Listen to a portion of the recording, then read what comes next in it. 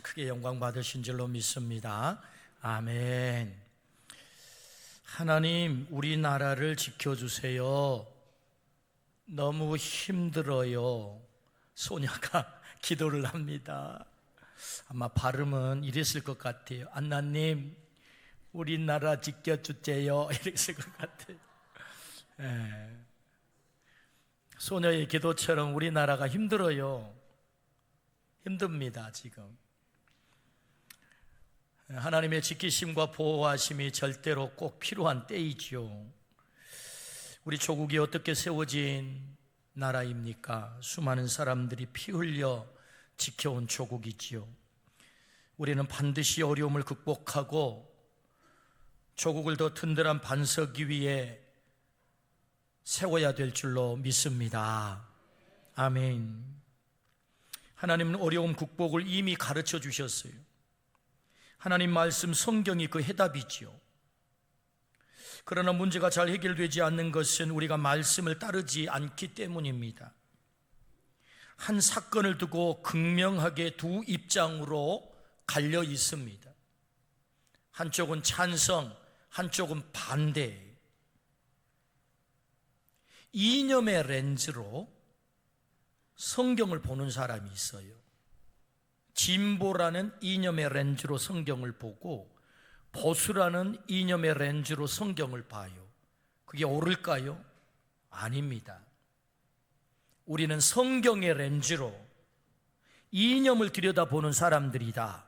아멘. 성경의 렌즈로 세상을 보는 사람들이고 성경의 렌즈로 문제를 들여다보고 그 문제를 해결하는 사람들이다.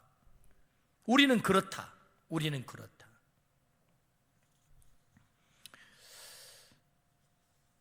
오늘 설교에 대한 변명을 잠깐 해보자면, 존경하는 우리 한국교회의 대설교학자이신 스승님 정장복 교수님께서 설교란 성언운반이다 라고 가르쳐 주셨어요. 성언운반, 거룩한 말씀을 운반하는 것이 설교다. 그러므로 본문이 말하는 것을 그대로 전하는 것이 설교다.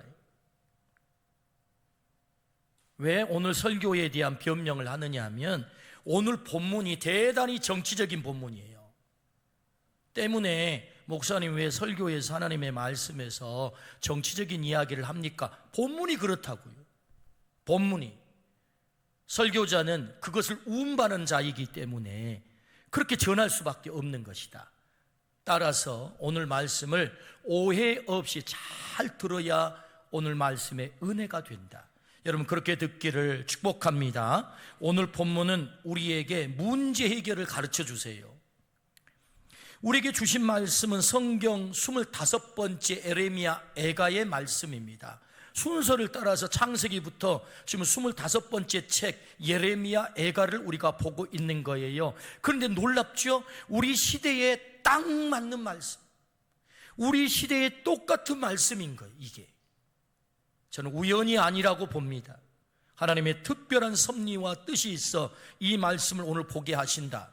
그러므로 오늘 말씀이 전하는 내용을 그대로 잘 흡수해서 우리가 순종하면 우리는 이 말씀을 통해서 놀라운 은혜의 자리로 나가는 것이다.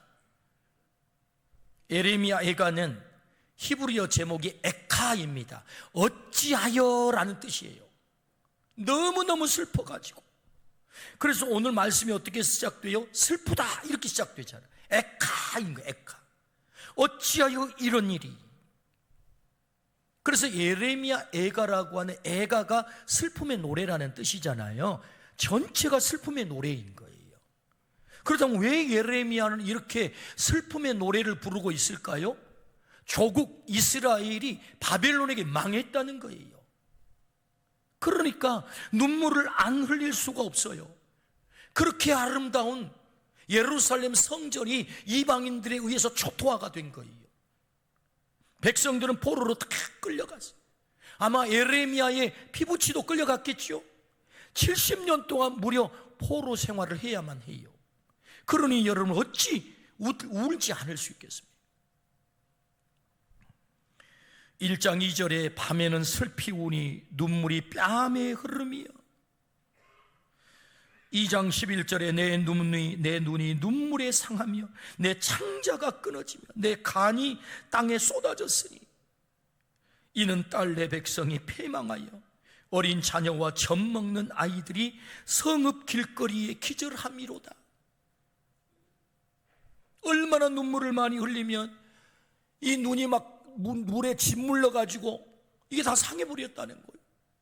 간이 녹아가지고 길바닥에 흘러 터져 나왔다는 것입니다.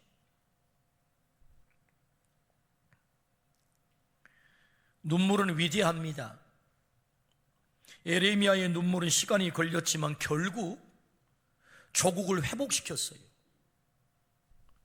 주님은 오늘 우리에게 예레미야의 슬픈 노래를 듣게 하신 이유가 있을 것입니다. 오늘 네가 그 예레미야가 되면 좋겠다. 네가 조국을 끌어안고 멸망에 가는 혼돈 가운데 있는 조국을 끌어안고 네가 그렇게 울면 좋겠다. 너의 눈물로 이 조국을 내가 회복시키고 싶어. 그렇게 말씀하는 것입니다. 그러니까 오늘 이 예레미야 애가 이 슬픔의 노래를 통해서 오늘 우리가 예레미야처럼 눈물 흘려 이 조국이 살아날 길을 찾기를 주의 이름으로 축원합니다. 아멘. 왜 조국이 망했을까요? 첫 번째, 왜 조국이 망했을까? 1장 8절입니다.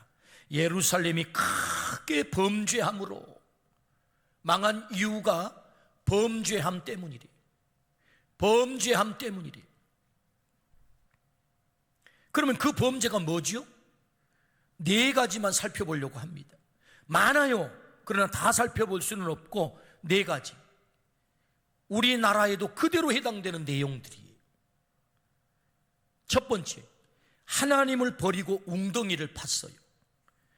예레미야서 2장 13절, 내 백성이 두 가지 악을 행하였나니 곧 그들이 생수의 근원되는 나를 버린 것과 스스로 웅덩이를 판 것인데 그것은 그 물을 가두지 못할 터진 웅덩이들이니라.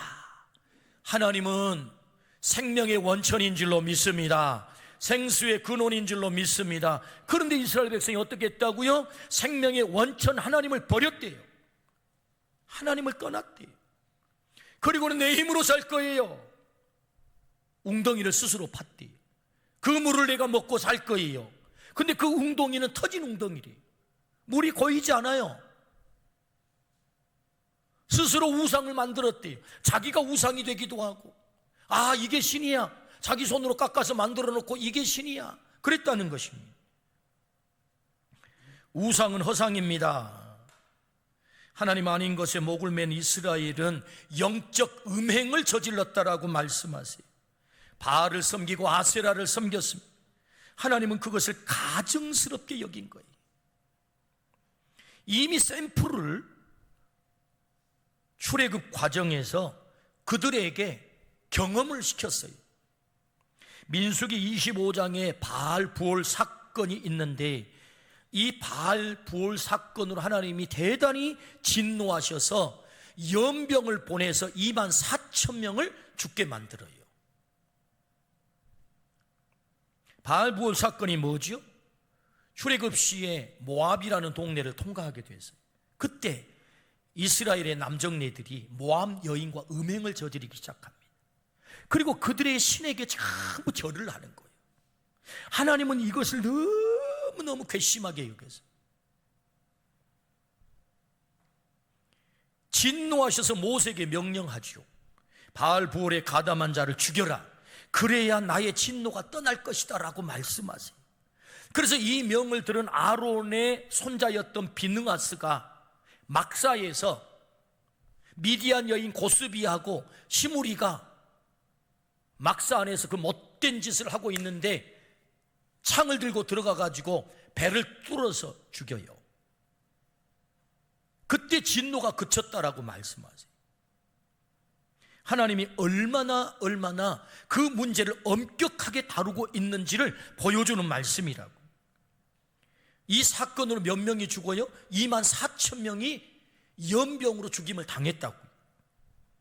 우상 숭배가 얼마나 하나님이 가증스럽게 여기는 것인지 그것을 보여주건 샘플이죠. 샘플. 그러므로 여러분, 왜 망했어요? 웅덩이를 팠대요, 스스로. 그리고 하나님을 버렸대요. 문화심리학자 한민 교수는 그의 책 숭배하는 자들, 호모 피델리스라고 하는 책을 썼는데, 그 책에서 우리나라 종교인 통계를 밝히면서 분석을 합니다. 2004년 57%였던 종교 인구는 2023년도에 36.6% 탈종교화가 일어나고 있다는 거예요. 특별히 개신교, 2012년도에는 22.1% 인구의 약 1,000만 이상이 됐어요, 우리 개신교가.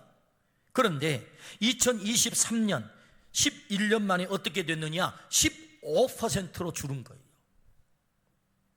천주교는 2012년도에 10.1%에서 2023년도에는 5.1%로 떨어졌어요. 그러니까 11년 사이에 하나님을 믿는 사람들이 32%에서 20%로 12%나 하나님을 버렸다는 것입니다. 하나님을 떠났다는 거예요. 그리고 스스로 웅덩이를 팠다는 것입니다. 그러면 모든 종교 현상이 그랬느냐? 그렇지는 않아요. 하나님을 떠난 사람들은 급속하게 늘어난 대신 또 늘어난 부분이 있어요. 그게 뭐냐? 2000년대 초반만 해도 무속인의 수가 20만 명이었는데 2023년도에는 무려 4배 가까이 늘어서 80만 명이 된 거예요. 무당이 80만 명. 한국기독일보 2022년 2월 16일자 기사 제목이 이렇습니다. 대한민국 점술공화국인가? 무당 역술인이 100만 명이라는 거예요. 목사의 5배다, 5배. 여러분, 이런 제목 들어보셨어요? 박사 논문인데요. 아바타를 이용한 운세 콘텐츠 개발 연구예요. 박사 논문 제목이. 저자 김명신. 누구예요? 아는 사람은 다 알아요. 곳곳에 이 나라에 이 우상의 그림자가 왔다 갔다 하는 것입니다. 무당의 그림자가 왔다 갔다 하는 거예요. 하나님은 떠나고 무속인들은 더 늘어나고. 이스라엘이 왜 망했다고요? 하나님을 버렸어요. 우상에게 영적 정조를 빼앗겼죠. 이미 하나님은 약속했습니다. 출애굽기 20장 5절에서 6절, 그것들에게 절하지 말며 그것들을 섬기지 말라. 나 내 하나님 여호와는 질투하는 하나님인즉 나를 미워하는 자의 죄를 갚되 아버지로부터 아들에게로 3, 4대까지 이르게 하거니와 우상 숭배하면 그 자식 3, 4대까지 반드시 내가 죄를 묻겠다는 거예요. 나를 사랑하고 내 계명을 지키는 자에게는 1000대까지 은혜를 베푸느니라. 할렐루야. 여러분, 우리의 자녀들이 1000대까지 은혜 누려야 될 줄로 믿습니다.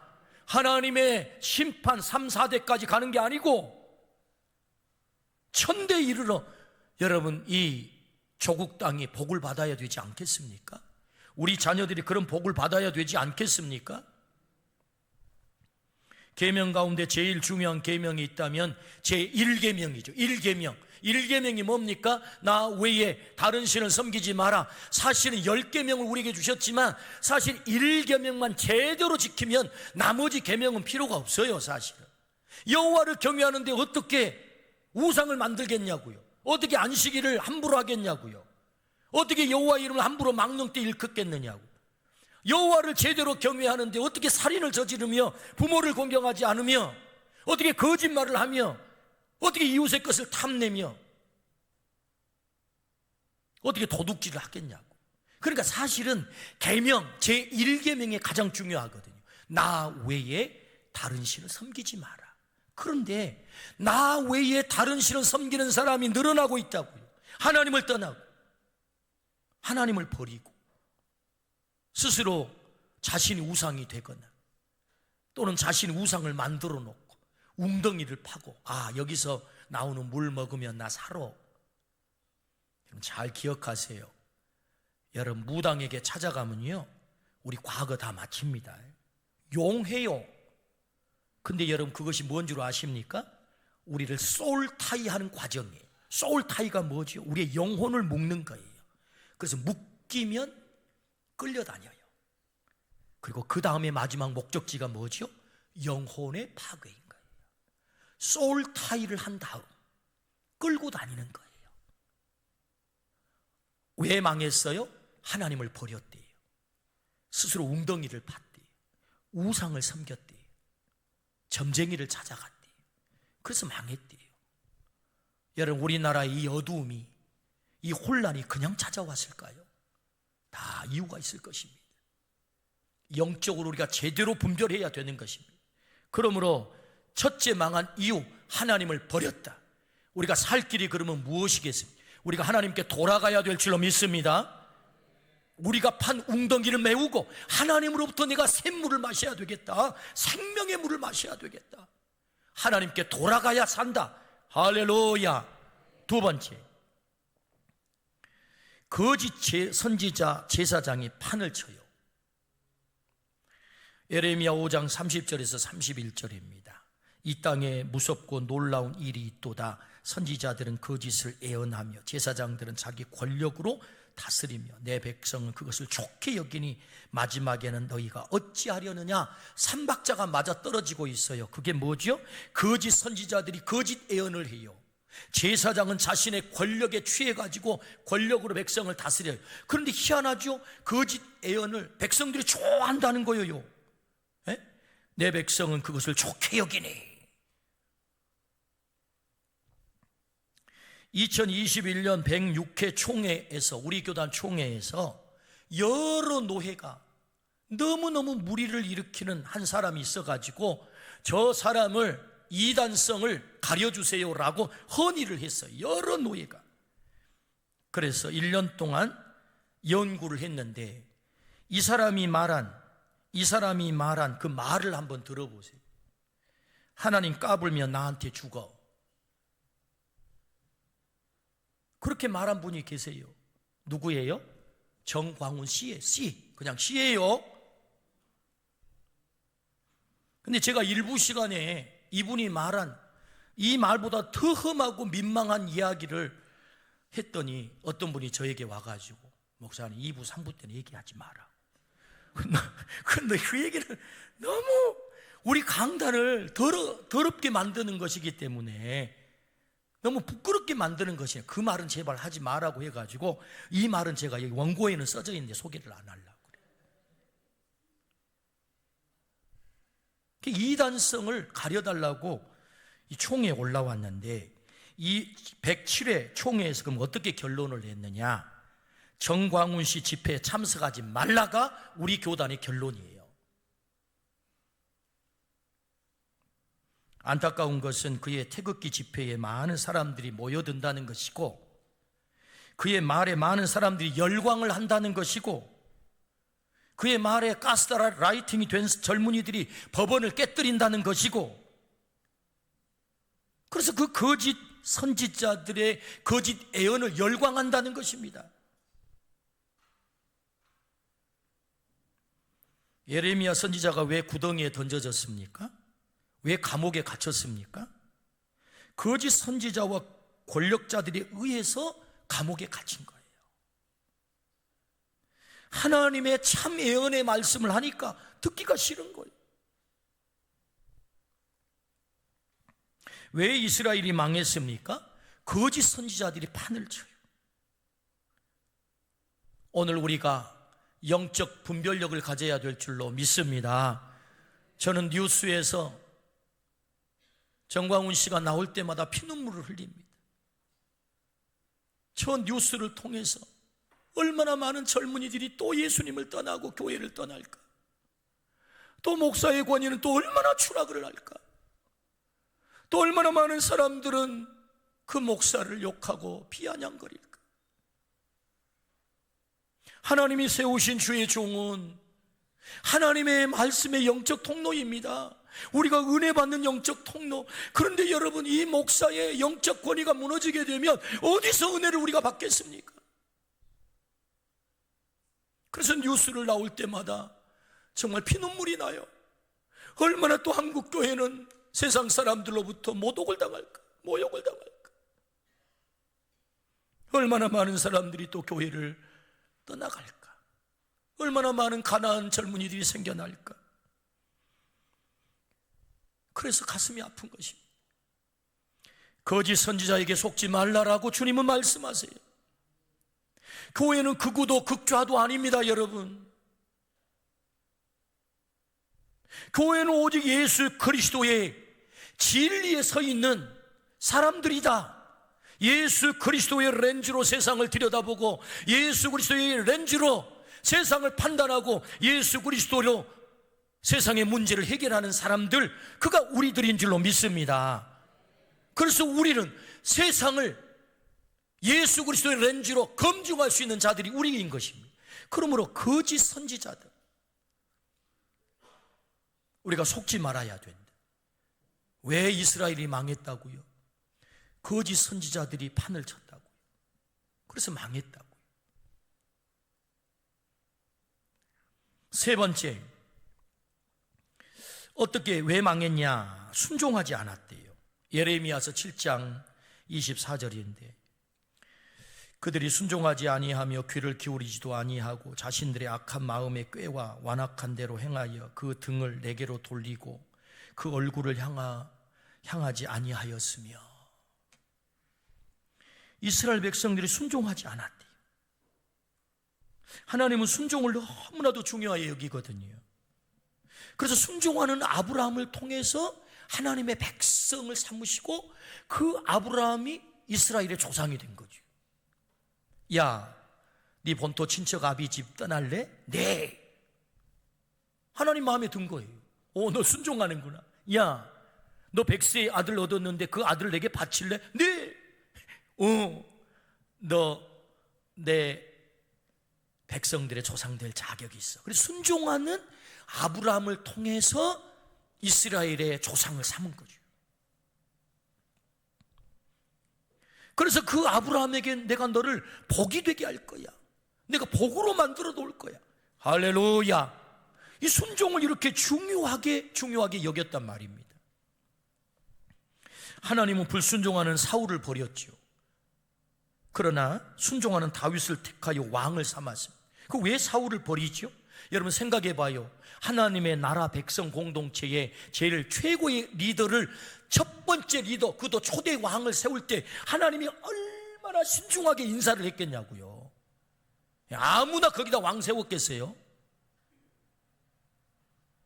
그런데 이 사울이 사무엘상 15장 23절에 이는 거역하는 것은 점치는 죄와 같고 완고한 것은 사신 우상에게 절하는 죄와 같음이라. 왕이 여호와의 말씀을 버렸으므로. 뭘 버려요? 말씀을 버렸어요. 여호와께서도 왕을 버려. 우리가 말씀을 버리면 하나님은 우리를 버려버린대요. 왕을 버렸대. 그래서 너무나도 가슴 아픈 이야기죠. 초대 왕 사울이 40년 동안 이스라엘을 다스리다가 하나님께 버림을 당했다. 뭐 때문에? 불순종 때문에. 순종하지 않은 것 때문에. 오늘 또 순종하지 않으면 하나님이 버린다는 것입니다. 왜 이스라엘이 망해요? 순종하지 않았다. 순종하지 않으면 하나님이 채찍을 드시겠다고 말씀하셨거든요. 시편 89편 30절에서 32절입니다. 우리 다 같이 한번 읽어볼까요? 시작. 만일 그의 자손이 내 법을 버리며 내 규례대로 행하지 아니하며 내 율례를 깨뜨리며 내 계명을 지키지 아니하면 내가 회초리로 그들의 죄를 다스리며 채찍으로 그들의 죄악을 벌하리라. 아멘. 그러니까 바벨론은 하나님의 채찍이라는 거죠. 하나님의 회초리라는 것입니다. 왜? 이스라엘 백성 정신 차리게 하려고. 순종 안 하니까. 내가 너희가 내 규례를 따르지 않으면 내가 채찍, 회초리를 들 거야. 우리는 순종을 추상적으로 생각할 때가 많아요. 여러분, 순종은요 굉장히 구체적인 것입니다. 요한복음 13장 34절에 새 계명을 너희에게 주노니 서로 사랑하라. 내가 너희를 사랑한 것 같이 너희도 서로 사랑하라. 여러분, 사랑에 순종하기를 축복합니다. 여러분 생각해 봐요. 우리 주님께서 서로 사랑하라 그랬는데 이 계명이 쉬워요, 어려워요? 어려워요. 사랑할 만한 인간이 얼마나 됩니까, 여러분?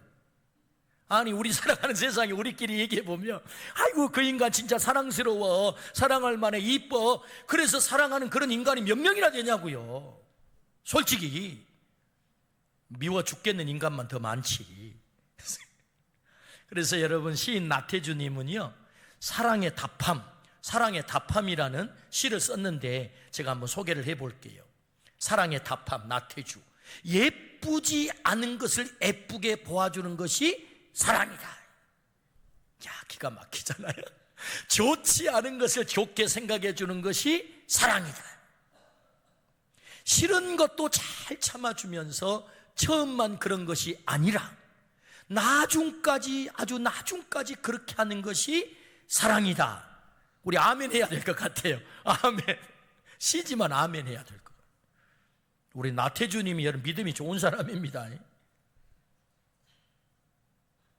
저는 이 시를 읽고요, 한마디로 딱 정리를 했어요. 뭐냐? 맞아, 사랑은 몸부림을 치는 거야.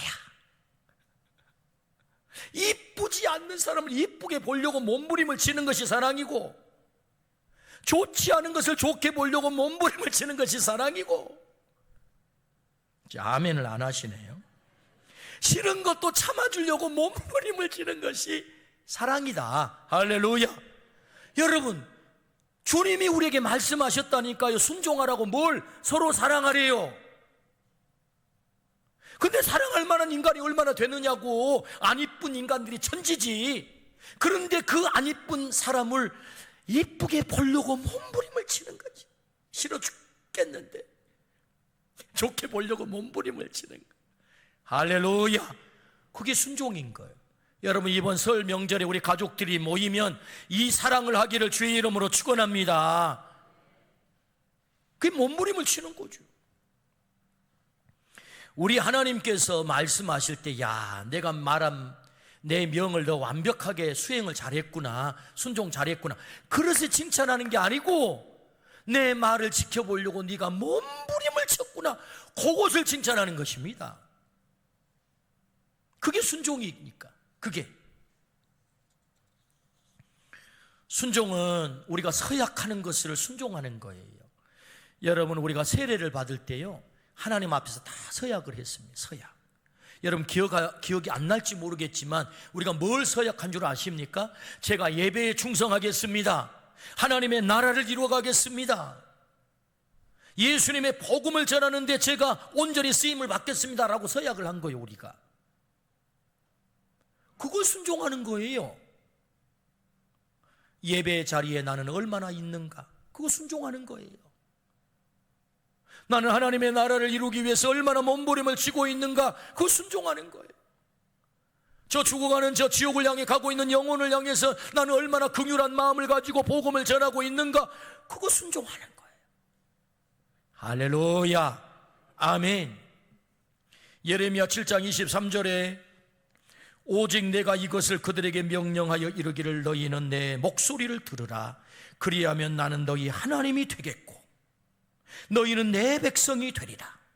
너희는 내가 명령한 모든 길로 걸어가라. 그리하면 복을 받으리라. 할렐루야.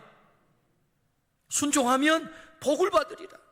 그때 내가 너희 하나님이 되고 너는 내 백성이 되는 거야. 내 말 순종해야 내가 너희 하나님 되고 너희는 내 백성 되는 거야. 그러나 내 말 순종하지 않으면 아무 관계없어, 그런 거잖아요. 그러므로 여러분, 우리가 살 길이 어디 있는 것입니까? 불순종의 자리를 떠나서 하나님의 말씀을 순종함으로 약속한 이 복을 우리 모두가 누리기를 주의 이름으로 축원합니다. 몸부림을 쳐보는 거죠. 여러분, 이번 설 명절에 우리가 하나님의 말씀을 가지고 몸부림을 치기를 주의 이름으로 축원합니다. 아멘. 마지막 네 번째, 어떤 범죄를 저질렀습니까? 거짓이 일상이에요. 예레미야 9장 5절에서 6절, 그들은 각기 이웃을 속이며 진실을 말하지 아니하며 그들의 혀로 거짓말하기를 가르치며 악을 행하기에 지치거늘 네가 사는 곳이 속이는 일 가운데 있도다. 그들은 속이는 일로 말미암아 나를 알기를 싫어하느니라. 여호와의 말씀이니라. 1974년 8월 9일 미국의 38대 닉슨 대통령이 하야를 선언했어요.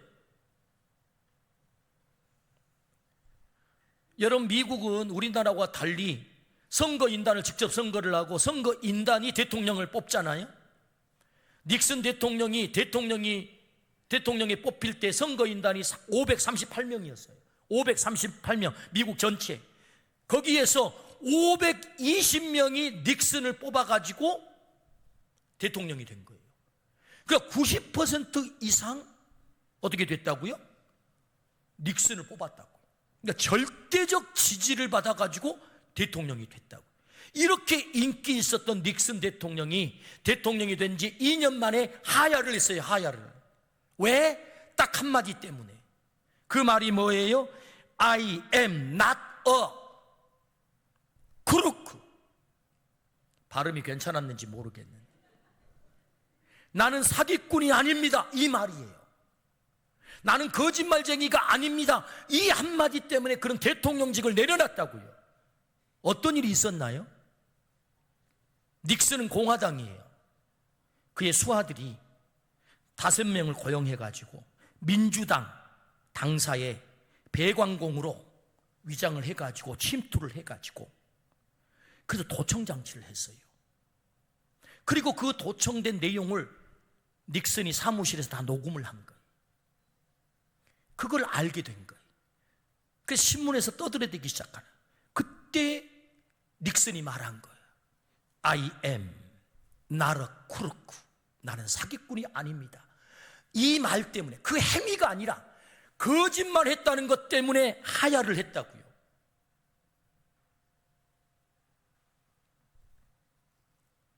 거짓이 횡행합니다. 가슴 아프게도 우리나라에 입벌구라는 말이 유행을 합니다. 제가 그 뜻이 뭔지 찾아봤어요. 입만 열면 구라다라는 말이. 얼마나 가슴 아픈 얘기입니까? 또 가슴 아픈 말이 있어요. 대한민국은 사기공화국이다 라는 말이 있어요. 대검찰청 자료에 의하면 2012년 24만 사기건이 2020년도에는 35만 4천 건으로 늘었대요. 무려 48%가 8년 만에 증가를 한 거예요. 거짓이 횡행해요. 그런데 안타깝게도 가장 정직해야 될, 이 나라의 전체를 좌우지해야 될 그 위치에 있는 사람들이 우선 당장 살겠다고 거짓을 입에 올리는데 전 나라가 거짓이 횡행을 합니다. 그래서 이스라엘이 망했다는 거예요. 왜 망했어요? 거짓이 횡행해요. 그러므로 우리가 살 길이 무엇이겠습니까? 거짓을 떠나서 우리가 진실을 말해야 될 줄로 믿습니다. 진실. 그렇다면 우리는 망한 자리에서 살 길이 무엇일까요? 이제 답을 찾아야 되지 않겠습니까? 망한 자리에서 살 길이 무엇인가? 오늘 성경이 우리에게 그 답을 제시합니다. 예레미야 애가 3장 40절. 우리가 스스로 우리의 행위들을 조사하고 여호와께로 돌아가자. 우리의 행위를 조사하고 정직하게 우리의 행위에 직면해서 외면하지 말고, 우리가 하나님을 떠났으면 어떻게 떠났는지 조사하고, 우리가 거짓을 일삼았다면 어떻게 거짓을 일삼았는지, 우리가 순종하지 않고 불순종했다면 그 불순종의 자리가 어떤 자리인지 조사하자는 거예요. 조사. 행위를 조사하고 우리의 모습을 정직하게 들여다보고 숨기지 말고, 거짓 선지자에게 우리가 마음을 빼앗겼다면 어떻게 빼앗겼는지 정직하게 우리 자신을 들여다보고, 그리고 어떻게 해요? 여호와께 돌아가자. 돌아가는 것이 뭐지요? 메타노이아, 그것이 회개예요. 여러분, 회개라고 하는 단어 속에는 내가 죄인임을 인정하고, 죄를 뉘우치고, 죄를 애통하고, 죄를 미워하고, 죄를 끊어버리고, 그리고 유턴, 하나님께 돌아가는 것, 이 6가지의 뜻이 담긴 게 회개라는 거예요. 그럼 마지막 여호와께 돌아가자, 오늘 말씀했잖아요. 그건 무슨 얘기예요? 회개하라는 얘기예요. 회개하라, 그래야 산다. 여러분, 오늘 우리가 나를 조사하고, 오늘 이 말씀 앞에 먼저 나를 조사하고, 우리 공동체를 조사하고, 그리고 이 조국 땅을 조사하고, 도대체 우리가 왜 이 어둠 속에 있는지, 왜 이 혼란 속에 있는지 정직하게 들여다보고, 그리고 우리가 하나님 앞에 돌아가야 산다.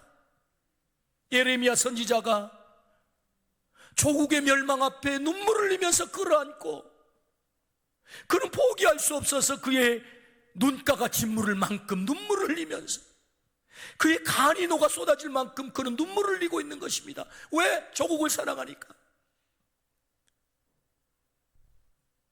조국이 저지른 그 행위들을 조사해 보니까 망할 수밖에 없는 거예요. 망할 수밖에. 그런데 예레미야가 끝까지 조국을 붙들고 눈물을 흘리면서 포기하지 않아요. 왜? 하나님의 본심을 알았기 때문에. 하나님의 본심.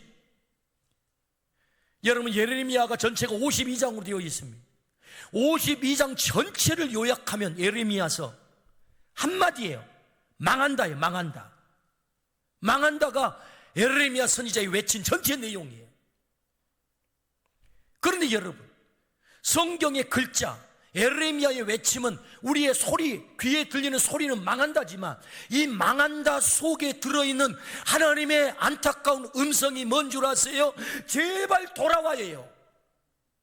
예레미야는 망한다 외치고 있지만 이 망한다 속에 들어있는 하나님의 음성은 뭐냐? 제발 돌아와, 이 말이에요. 이게 하나님의 본심이라고. 하나님의 본심. 예레미야 예가 3장 33절, 주께서 인생으로 고생하게 하시며 근심하게 하심은 본심이 아니시로다. 할렐루야. 하나님의 본심은 우리 망하는 게 아니에요. 우리가 고통당하는 게 아니라고요. 우리가 하나님께 돌아와서 하나님의 은혜를 입는 거예요. 그래서 여러분, 예레미야 예가 3장 22절에서 23절, 자, 같이 읽어봐요. 여호와의 인자와 긍휼이 무궁하심으로 우리가 진멸되지 아니함이니이다. 이것들이 아침마다 새로우니 주의 성실하심이 크시도소이다. 할렐루야. 하나님의 본심이 뭐예요? 인자, 헤세드, 하나님의 사랑, 하나님의 긍휼, 성실하대요. 이것이 하나님의 본심이래요. 나를 살리기 위해서. 왜 채찍을 드신 거예요? 우상 섬기는 자리에 계속 놔두면 진짜 지옥 가니까 너 정신 차리고 돌아와 라고 매를 뜨는 것인데, 이 매는 이스라엘 백성을 향한 돌아오라 사랑의 매란 말이죠. 이것이 하나님의 본심이다. 그러므로 예레미야 선지자는 이 하나님의 본심을 알았기에 그 조국을 포기할 수 없어 끌어안고 눈물을 흘리는 거예요. 왜 이 말씀을 듣게 하세요? 오늘 네가 이 조국 땅을 끌어안고 예레미야처럼 눈물을 흘리면 좋겠어. 그러면 이 백성이 사는 거야. 이 조국이 사는 거야. 이 어둠이 거치는 거야. 오늘 우리가 조국을 끌어안고 눈물 흘리는 자가 되기를 주의 이름으로 축원합니다. 여호와께 돌아가기를 축복합니다. 하나님의 살 길 찾는 이 조국 되기를 축복합니다. 아멘. 기도하십시오. 하나님을 버렸습니다. 스스로 웅덩이를 팠습니다. 거짓 선지자들이 판을 칩니다. 불순종했습니다. 거짓이 횡행합니다.